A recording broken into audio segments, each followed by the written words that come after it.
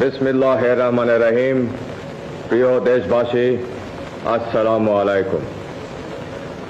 গত সপ্তাহে আমি সরকারের কতিপয় নীতি আপনাদের কাছে পেশ করেছি। এবার দেশ গঠনে জনগণের অংশগ্রহণের পরিকল্পনা ও সরকারের কার্যক্রমের আরও কয়েকটি দিক আপনাদের সামনে তুলে ধরতে চাই। রাষ্ট্র পরিচালনার ব্যাপারে সংক্ষেপে আমার অনুসৃত নীতি ও কর্মসূচি হচ্ছে: সর্বতোভাবে দেশের স্বাধীনতা, অখণ্ডতা ও সার্বভৌমত্ব রক্ষা করা। শাসনতন্ত্রের চারটি মূলনীতি অর্থাৎ সর্বশক্তিমান আল্লাহর প্রতি সর্বাত্মক বিশ্বাস ও আস্থা, গণতন্ত্র, জাতীয়তাবাদ এবং সামাজিক ও অর্থনৈতিক ন্যায় বিচারের সমাজতন্ত্র জাতীয় জীবনের সর্বস্তরে প্রতিফলন করা। সর্বোপায় নিজেদেরকে একটি আত্মনির্ভরশীল জাতি হিসাবে গড়ে তোলা।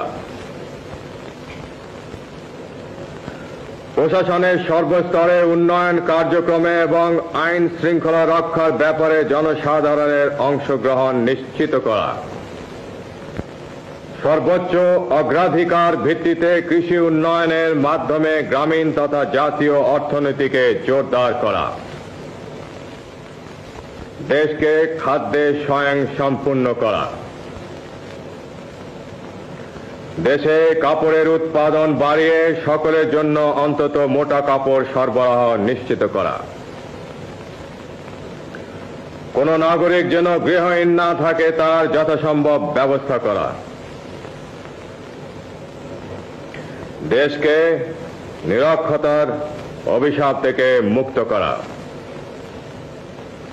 সকল দেশবাসীর জন্য ন্যূনতম চিকিৎসার বন্দোবস্ত করা। সমাজে নারীর যথাযোগ্য মর্যাদা প্রতিষ্ঠা করা এবং যুব সমাজকে সুসংহত করে জাতি গঠনে উদ্বুদ্ধ করা। দেশের অর্থনৈতিক উন্নয়নে বেসরকারি খাতে প্রয়োজনীয় উৎসাহ দান। শ্রমিকদের অবস্থার উন্নতি সাধন এবং উৎপাদন বৃদ্ধির সাথে সুস্থ শ্রমিক মালিক সম্পর্ক গড়ে তোলা। সরকারি চাকুরিজীবীদের মধ্যে জনসেবা ও দেশ গঠনের মনোবৃত্তি উৎসাহিত করা এবং তাদের আর্থিক অবস্থার উন্নয়ন করা। জনসংখ্যা বিস্ফোরণ রোধ করা। সকল বিদেশি রাষ্ট্রের সাথে সমতার ভিত্তিতে বন্ধুত্ব গড়ে তোলা এবং মুসলিম দেশগুলোর সাথে সম্পর্ক বিশেষ জোরদার করা। প্রশাসন এবং উন্নয়ন ব্যবস্থা বিকেন্দ্রীয়করণ এবং স্থানীয় সরকারকে শক্তিশালী করা। দুর্নীতিমুক্ত ন্যায়নীতি ভিত্তিক সমাজ ব্যবস্থা কায়েম করা।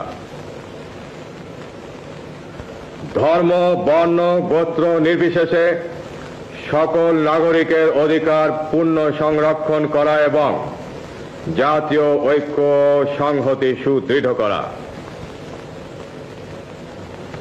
আমার বিশ্বাস, এই নীতির ফলশ্রুতি হিসাবে ইনশাআল্লাহ দেশে সুখ ও শান্তি বিরাজ করবে এবং জাতি উন্নতির পথে দ্রুত এগিয়ে যাবে। গণতন্ত্রের প্রতি আমার অবিচল আস্থার নিদর্শন স্বরূপ আমি সুপ্রণোদিত হয়ে আমার অনুসৃত নীতি ও কর্মপন্থা এবং আমার নিজের উপর আপনাদের আস্থা যাচাই করার জন্য আগামী 30 মে গণভোট ঘোষণা করেছি। আমি আশা করব আপনারা নিজেদের ভোটাধিকারের পূর্ণ সদ্ব্যবহার করে আমার প্রতি আপনাদের আস্থা সম্পর্কে স্পষ্ট রায় দেবেন। পরম করুণাময় আল্লাহ তাআলা আমাদের চলার পথে নতুন উদ্যম, শক্তি ও ও সাহস দান করুন। খুদা হাফিজ। বাংলাদেশ জিন্দাবাদ।